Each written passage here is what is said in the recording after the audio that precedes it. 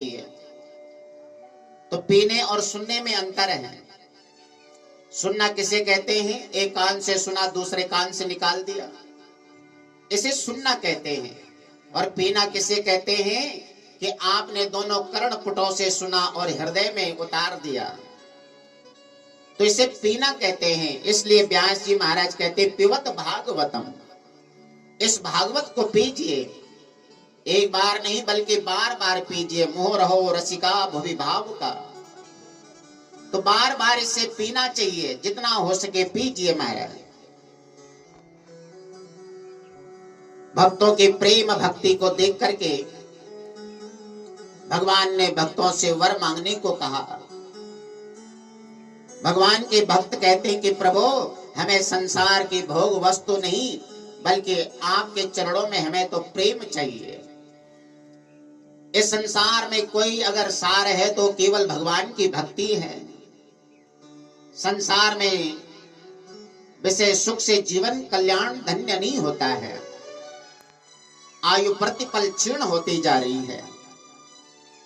देखने में बहुत आते रहते हैं, लेकिन इनसे बचने के लिए भगवान के दर पे आना पड़ेगा। ये संसार असार है।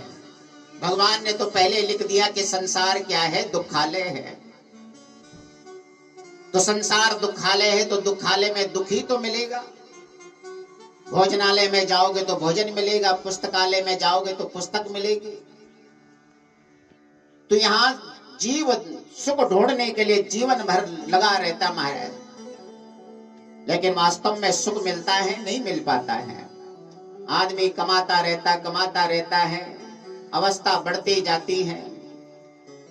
सोचता है कि बुढ़ापा में धन काम आ जाए, लेकिन न जाने कब ये शरीर छूट जाए, फिर धन वैसे ही पड़ा रह जाता है।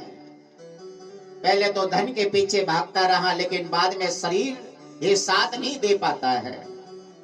इसलिए धन के रहते हुए भगवान की भक्ति भी करते हुए चलना चाहिए। असारे संसारे बेसाय बेस संगा कुल दिया चणार्धम चेमार्धम